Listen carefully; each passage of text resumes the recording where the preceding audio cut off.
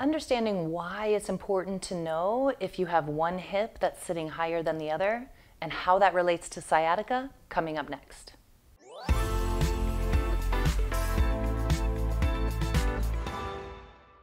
Cat here at FreeBody, day 3 of our sciatica month, September sciatica month. And in this video, I want to help you understand why you need to know if you have one hip that sits higher than the other. So when people come to me with sciatica, the first thing I check is how their pelvis is landing. Is one side of the pelvis resting higher than the other?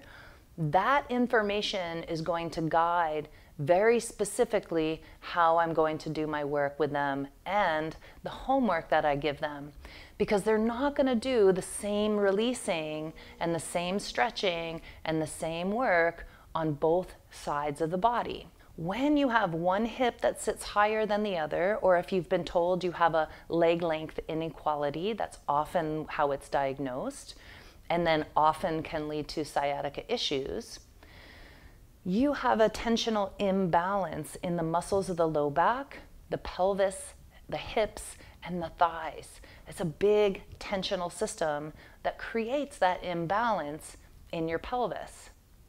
If you are experiencing sciatica and have one hip that sits higher than the other, you don't want to create length in the hip, the side of the low back that's kind of the hip is low, because that side, those muscles are already pulled long.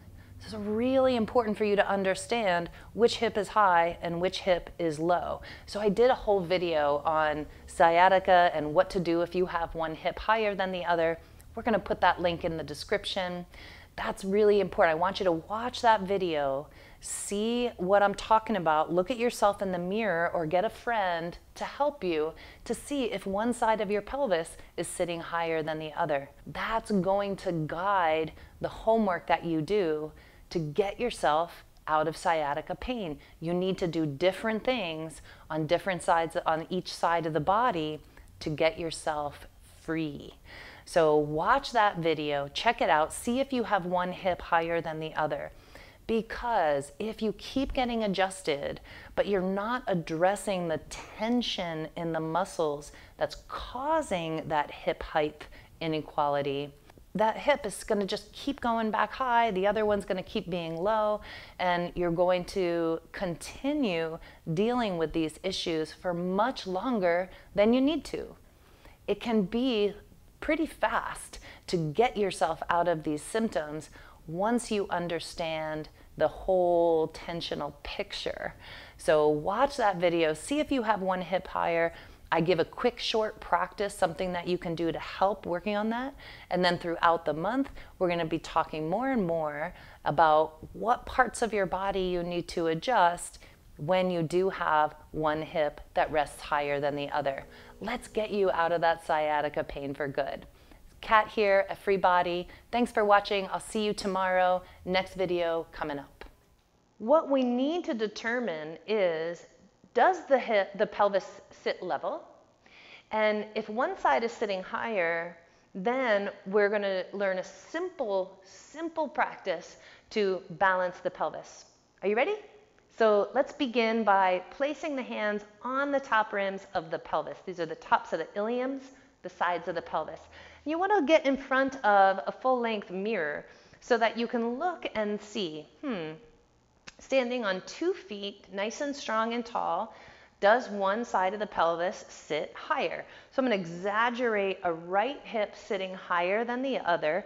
Oh, look at that. Now you can see with where the hands are that the right side of the pelvis is sitting higher. Okay, so that might be really a result of just standing on that right hip all the time. So what we need to do then, when the right hip sits higher, this side, the low back is short. The spine is being crunched short on the right side, and it's opening like a fan on the left side, which means that the muscles in the low back on the right side are short, and the muscles on the left side are long. Now, if you do physical therapy or exercises, and you do the same on both sides, you aren't going to be able to fix yourself. It's not your fault. Nobody ever told you before that you shouldn't do the same thing on both sides when you're trying to fix an imbalance.